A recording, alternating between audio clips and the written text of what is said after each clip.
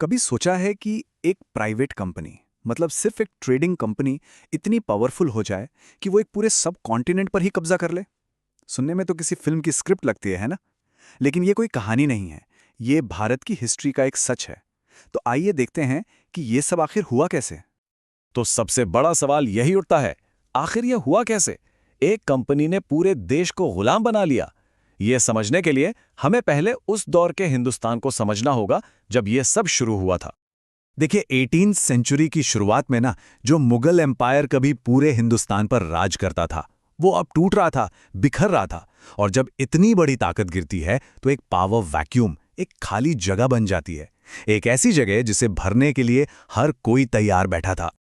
और इस बिखरते हुए एम्पायर के खंडरों पर 3 तरह की नई रियासतें पैदा हुईं। कुछ मुगलों के ही पुराने सूबेदार थे, कुछ नए योद्धा थे, लेकिन सब आपस में ही सत्ता के लिए लड़ रहे थे। वो अपनी इस आपसी लड़ाई में इतने उलझे हुए थे कि उन्होंने इस बात पर गौर ही नहीं किया कि समंदर के रास्ते एक बिल्कुल नया खतरा उनकी तरफ बढ़ रहा था। तो इस पूरी गेम में गिरने वाला पहला और सबसे इंपॉर्टेंट पीस, या कह लें कि डोमिनो, था बंगाल। क्यों? क्योंकि बंगाल उस वक्त इंडिया का सबसे सबसे अमीर सूबा था। मतलब साफ था, जिसने बंगाल जीत लिया, समझो उसके हाथ एक खजाना लग गया। शुरू में तो ईस्ट इंडिया कंपनी यहां सिर्फ व्यापार करने आई थी, लेकिन धीरे धीरे उनके इरादे बदलने लगे। वो अपनी ट्रेडिंग राइट्स का गलत इस्तेमाल करने लगे। और तो और, उन्होंने बंगाल के नवाब सिराज उद्दौला से बिना पूछे ही कलकत्ता में किलेबंदी शुरू कर दी। बस यही वो बात थी जहां से आग भड़की, और यही आग 1757 में प्लासी की लड़ाई की वजह बनी। अब सुनने में लगता है कि एक बहुत बड़ी जंग हुई होगी, लेकिन सच्चाई ये है कि प्लासी की लड़ाई ताकत से ज्यादा धोखे से जीती गई थी। कंपनी के रॉबर्ट क्लाइव ने एक चाल चली। उसने नवाब के ही कमांडर मीर जाफर के साथ एक सीक्रेट डील कर ली, और बैटल के ठीक बीच में मीर जाफर ने अपनी सेना को लड़ने से ही मना कर दिया। मतलब पीठ में छुरा घोंप दिया। और इस गद्दारी का इनाम, हाँ, मीर जाफर को बंगाल की गद्दी जरूर मिली, लेकिन इतिहास ने उसे एक अलग ही नाम से याद रखा, क्लाइव का सियार। वो सिर्फ नाम का नवाब था, असल में तो वो अंग्रेजों की हाथ की कठपुतली बन चुका था। तो प्लासी एक बहुत बड़ी जीत थी, भले ही धोखे से मिली हो, लेकिन असली टर्निंग पॉइंट अभी आना बाकी था। वो लड़ाई जिसने सच में हिंदुस्तान की किस्मत पर आखिरी मोहर लगा दी, वो इसके 7 साल बाद हुई। इस बार मैदान में कोई धोखा नहीं था, सामने से लड़ाई थी। एक तरफ ब्रिटिश ईआईसी और दूसरी तरफ 3 बड़ी हिंदुस्तानी ताकतों का गठबंधन, मुगल सम्राट, अवध के नवाब और बंगाल के पुराने नवाब। लेकिन नतीजा हैरान करने वाला था। उस गठबंधन की बुरी तरह से हार हुई। इस लड़ाई ने साबित कर दिया कि कंपनी की मिलिट्री ट्रेनिंग और स्ट्रेटजी हिंदुस्तानी सेनाओं से कहीं आगे थी। बक्सर की जीत के बाद अंग्रेजों के हाथ लगा जैकपॉट। उन्हें मिले दीवानी राइट्स, यानी बंगाल, बिहार और उड़ीसा जैसे इंडिया के सबसे अमीर सूबों से टैक्स रेवेन्यू वसूलने का अधिकार। अब जरा सोचिए, इसका मतलब क्या है? कंपनी को अब अपनी फौज और अपने कब्जे को बढ़ाने के लिए इंग्लैंड से पैसा लाने की जरूरत ही नहीं थी। वो अब हिंदुस्तान को हिंदुस्तान के ही पैसे से फतेह करने वाले थे। लेकिन ऐसा नहीं था कि सभी रियासतों ने इतनी आसानी से हार मान ली। साउथ इंडिया में एक ऐसा राज्य था जिसने अंग्रेजों के सामने झुकने से साफ इनकार कर दिया। वो था मैसूर। और यहां से ब्रिटिश ईआईसी को ऐसी टक्कर मिली जिसके बारे में उन्होंने सोचा भी नहीं होगा। मैसूर की कमान थी टीपू सुल्तान के हाथों में। लोग उन्हें टाइगर ऑफ मैसूर, यानी मैसूर का शेर कहते थे।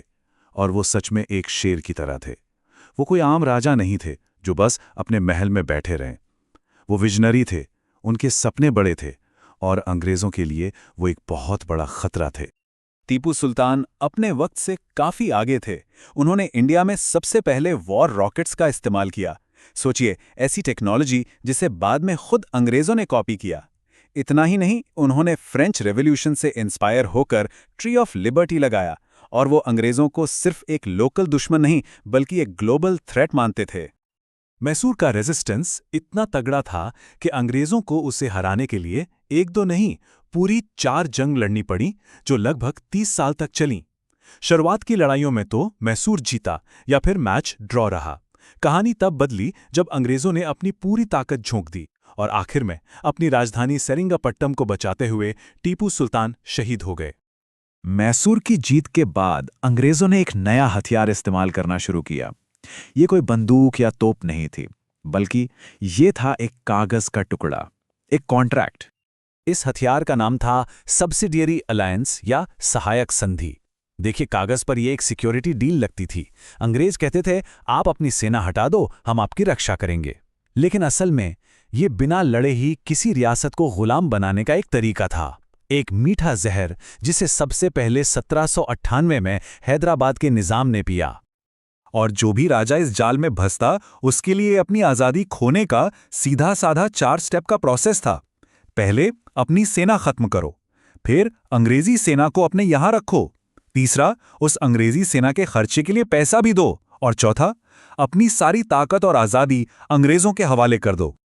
और जहां ये डिप्लोमेसी काम नहीं आती थी, वहां अंग्रेज कब्जा करने का कोई ना कोई बहाना ढूंढ ही लेते थे, जैसा उन्होंने 1856 में अवध के साथ किया। आपके यहां शासन ठीक से नहीं चल रहा, बस इतना कहकर पूरी रियासत पर कब्जा कर लिया। ये इतना बड़ा धोखा माना गया कि आगे चलकर 1857 के विद्रोह की एक सबसे बड़ी वजह बना। तो इतना सब कुछ देखने के बाद वही सवाल फिर सामने आता है, आखिर ये इतनी शक्तिशाली, इतनी अमीर हिंदुस्तानी रियासतें एक विदेशी कंपनी के सामने टिक क्यों नहीं पाईं? वो फेल क्यों हो गई? इसके कई कारण थे, लेकिन अगर आसान शब्दों में कहें तो सबसे बड़ी वजह थी यूनिटी की कमी। जब हिंदुस्तानी राजा आपस में ही लड़ रहे थे, गद्दी के लिए, जमीन के लिए, तब अंग्रेज एक टीम की तरह एक टारगेट के साथ काम कर रहे थे।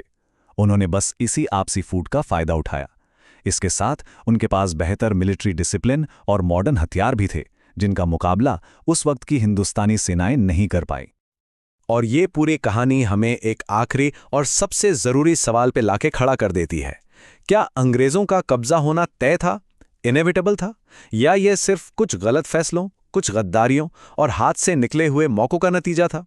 शायद इसका जवाब यह है कि सिर्फ अंग्रेजों की ताकत ने हिंदुस्तान को नहीं हराया, कहीं ना कहीं हिंदुस्तानियों की आपसी फूट ने भी इसमें एक बड़ा रोल निभाया।